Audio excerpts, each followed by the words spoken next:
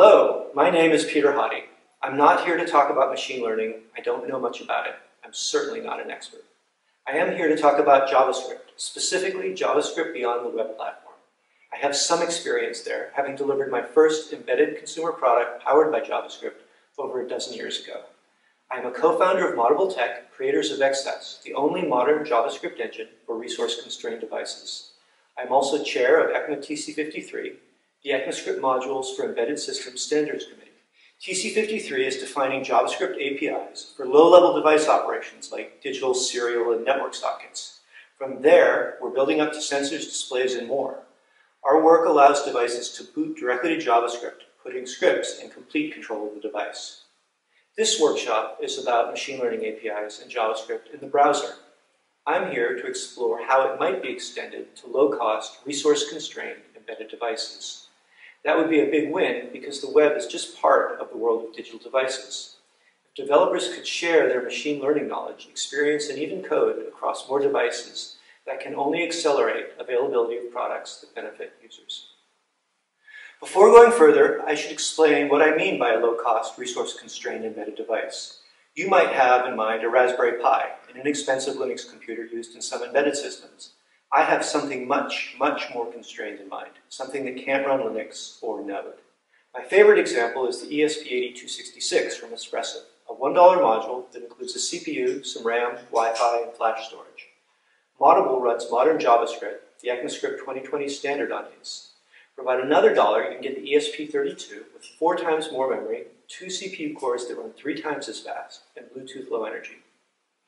While these devices may not be capable of much machine learning, take a look at their big brother. The IMX8M Plus from NXP has a hardware neural processing unit that runs at up to 2.25 TOPS. The goal is to move more machine learning processing to the edge. While the IMX8M Plus is a relatively high-end embedded processor, NXP has stated their intention to bring similar capabilities to lower-cost components. Other silicon manufacturers are adding hardware acceleration for machine learning to their product lines. We can safely assume there will be machine learning hardware accelerators in the embedded silicon that powers IoT products. But what APIs will developers use to access it? If history is any guide, each silicon manufacturer will have their own API. Determined developers will use these vendor-specific native APIs directly, sacrificing portability. Some de facto standard APIs may emerge, perhaps commercially or through open source, that some silicon manufacturers will grudgingly support.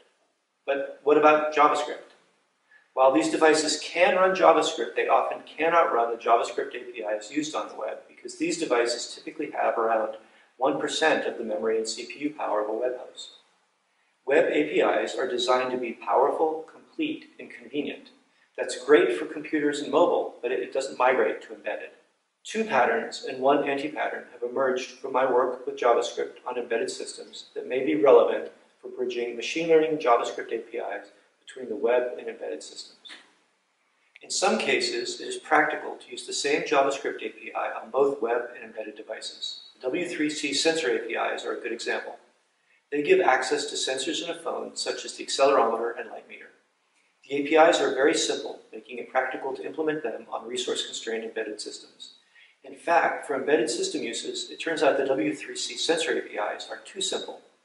They do not provide the ability to configure the sensors, manage energy use, or access manufacturer-specific capabilities that many embedded products require. So, TC53 designed a lower-level sensor driver that provides all the needed features. We intentionally designed the TC53 sensor driver so it would be straightforward to implement the W3C sensor API using TC53 sensor drivers.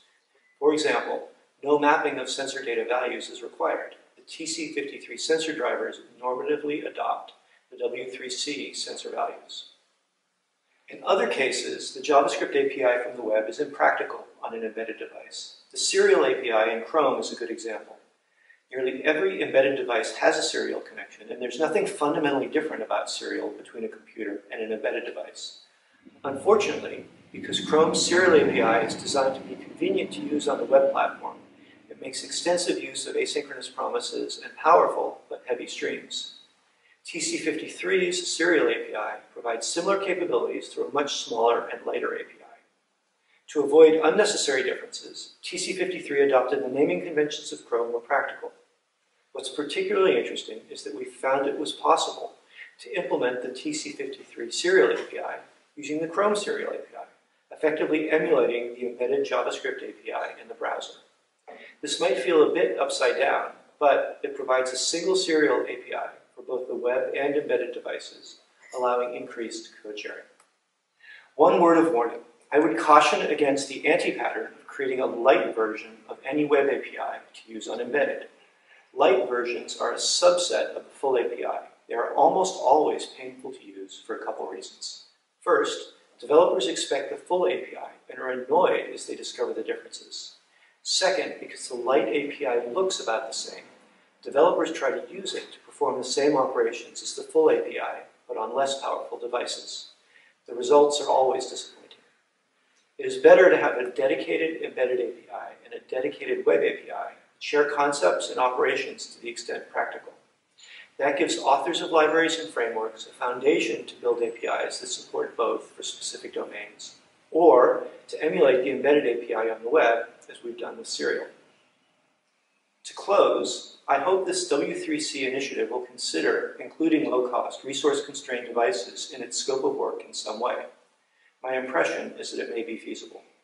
If achieved, I have no doubt that it would be valuable to the overall ecosystem by expanding the availability of well-designed APIs for working with machine learning computing resources. Thank you to the W3C for this opportunity to share my experience and perspective.